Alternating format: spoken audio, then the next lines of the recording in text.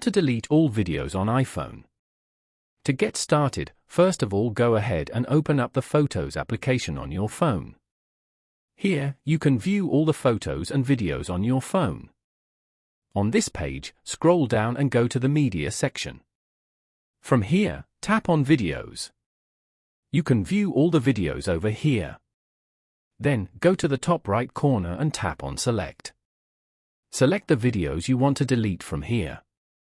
If you want to select all instead, then tap on Select All at the top left corner. And then, go to the bottom right corner and tap on the Delete icon as shown. Tap on Delete Videos to confirm. You have now successfully deleted all the videos on your phone. Following these steps, you can easily delete all videos on iPhone. Thank you for watching. Please leave a like if this tutorial helped you, or leave a comment below if you have any questions related to the video.